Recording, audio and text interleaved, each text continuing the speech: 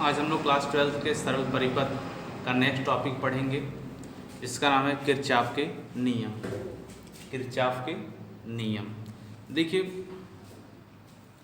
कभी कभी एक जटिल परिपथ में वोल्टेज या धारा का मान निकालने में ओम का नियम यूज किया जाता था, जो कि बहुत कठिनाई से आता था, मतलब त्रुटि अक्सर हो जाती थी, कभी कभी ये प्रॉब्लम होती थी। इसके लिए सन 1845 ईस्वी में गुस्ताव किरचॉफ 1845 में गुस्ताव किरचॉफ ने संधि के दो नियम दिए। पहला आपका नियम जो है संधि का नियम है, और दूसरा वोल्टता का भी नियम कहते हैं, और उसे लूप का भी नियम कहा जाता है। ठीक है, तो सबसे पहले हम लोग संधि का नियम पढ़ लेते हैं। संधि का नियम क्या है? किसी दिष्ट धारा वैद्युत परिपथ की किसी संधि पर मिलने वाली समस्त धाराओं का बीजगणितीय योग शून्य होता है।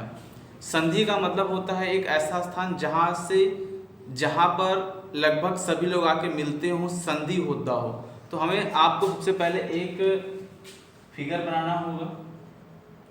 एक पॉइंट लिया, इसको हमने संधि मान लिया, इस पे से धारा आ रही है।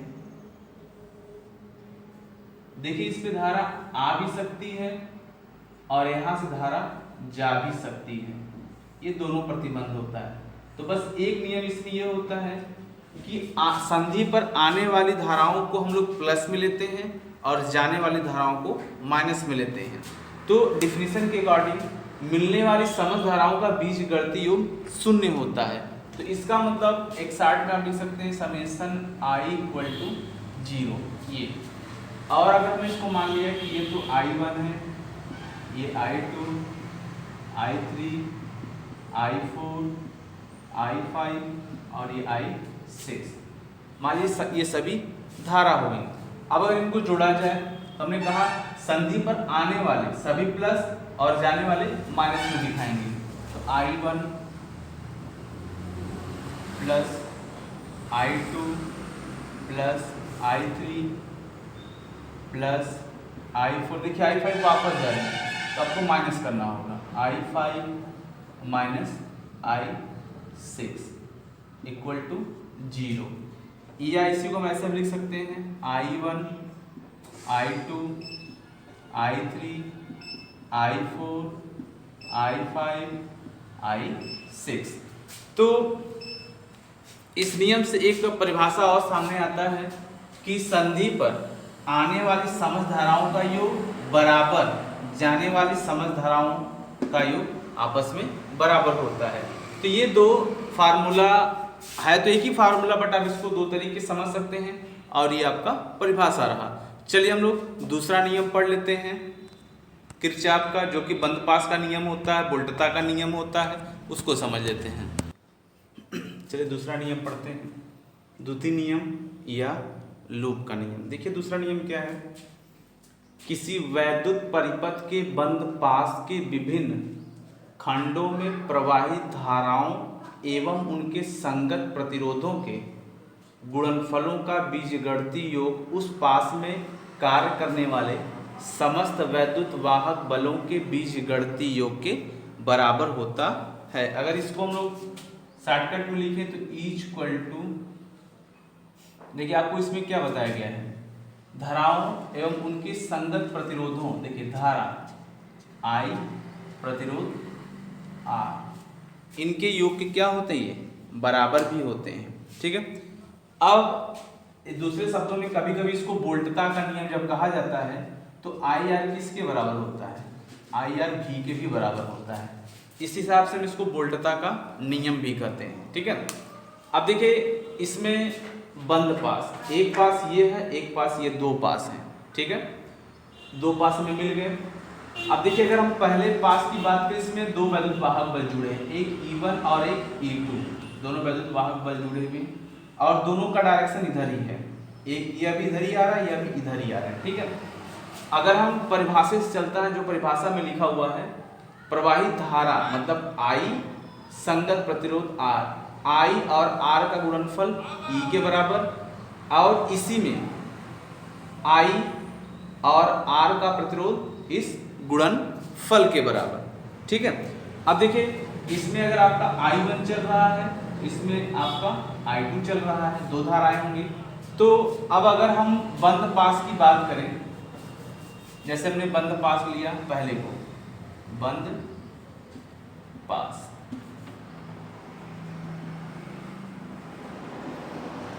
बंद पास का नाम आपका रहेगा ABEF, ABEF। ध्यान दीजिएगा इसमें दो E1 और E2 दो जुड़े हुए हैं। ठीक है, तो इनका अंतर अगर हम मान लो E1 ले लेते हैं, क्योंकि पहले में है तो हम लगातार करेंगे। अगर हम E1, यह भी इधर ही आ रहा है, यह भी इधर, दोनों अगर एक ही दिशा में है तो इनके अंतर के बराबर विद्युत वाहक बल होता है। हालांकि सभी क्वेश्चन में ऐसे नहीं मिलते, लेकिन हमने फिगर बना दिया है। E1 का भी डायरेक्शन इधर, E2 का भी डायरेक्शन इधर, तो इन दोनों के अंतर के बराबर हमें विद्युत वाहक बल प्राप्त होगा, जिसे हम E1 माइनस E2 कर सकते हैं। E1 minus E2। अगर हम E1 की बात करें तो प्रतिरोध और धारा का गुणनफल I1 R1 माइनस E2 की बात करें I2 R2, I2 R2। ये आपका बंद पास पहला हो गया। अगर अब हम, ये पहला बंद पास है, दूसरा बंद पास का नाम है आपका बंद पास। अब देखिए दूसरा जो बंद पास का है आपका, वो अगला बनेगा BCDE, BCDE। अब इसमें एक ही विद्युत वाहक बल है E, E2 इक्वल टू प्रतिरोध और धारा का गुणनफल I2 R2 प्लस, जब हम ऐसे चले आएंगे तो यहाँ पे हम देखेंगे। ठीक है, यहाँ पे भी आपको मिल जाएगा I1 R2। ये धारा देखिए कैसे इसमें दो जुड़ गया, एक धारा I2 यह भी आ रही है, एक धारा I1, इसमें दो धारा चल रही है।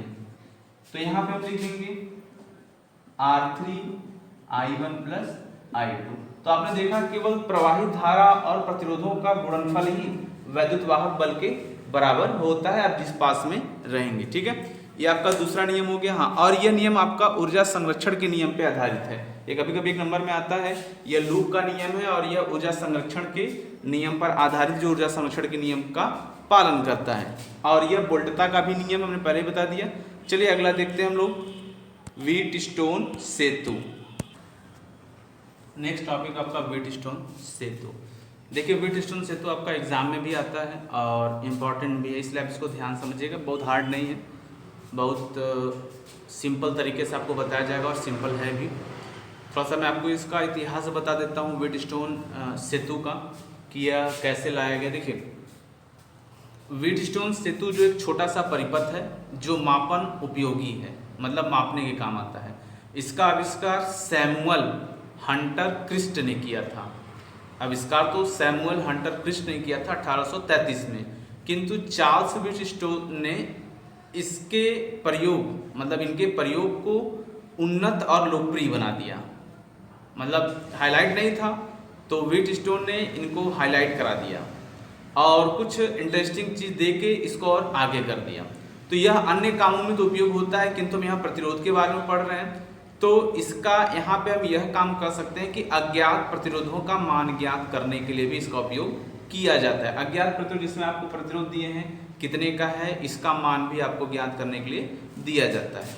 ठीक है, तो इसमें हम लोग अगर जैसे नाम सबका रख लेते हैं कि आपका हो गया ये P हो गया, ये Q हो गया, ये R हो गया और ये S हो गया।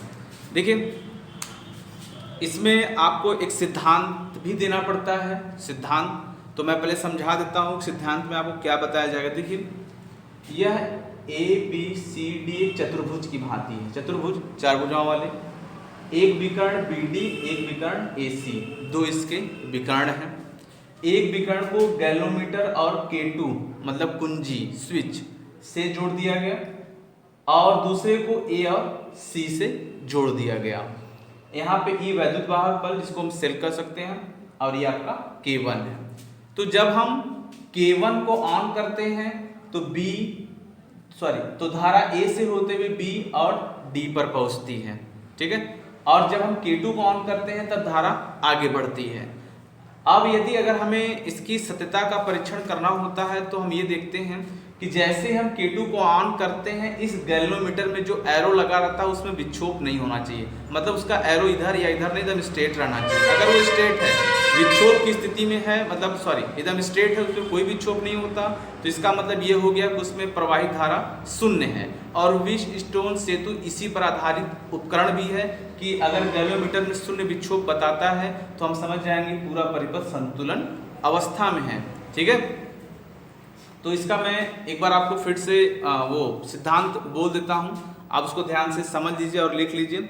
चार प्रतिरोध P, Q, R, S को एक समांतर चतुर्भुज ABCD की भुजाओं के अनुदिश जोड़ दिया गया। ठीक है, विकर्ण AC, एक विकर्ण है आपका AC के बीच एक बैटरी E व K कुंजी K1 को जोड़ दिया गया, तथा विकर्ण BD में एक धारा मापी G और K2 कुंजी को जोड़ दिया गया। ठीक है, ये आपका हो गया सिद्धांत हो गया। ठीक, अब सिद्धांत के हिसाब से फार्मूला हो जाएगा P/Q = R/S। कब? जब इसमें कोई विक्षोभ नहीं होगा और ये आपका सामान्य अवस्था में होगा। ये आपका रहा व्हीटस्टोन सेतु। अब जो हमने बोला है आप उसको लिख लीजिएगा, वो सिद्धांत हो गया, और जो हमने इंट्रोडक्शन दिया वो व्हीटस्टोन सेतु का इंट्रोडक्शन रहा। इतना आप लिख देंगे तो ये आपका कंप्लीट हो जाएगा। ठीक है, तो आज के लिए इतना ही, पर अगले दिन इसके नेक्स्ट पढ़ा जाएगा।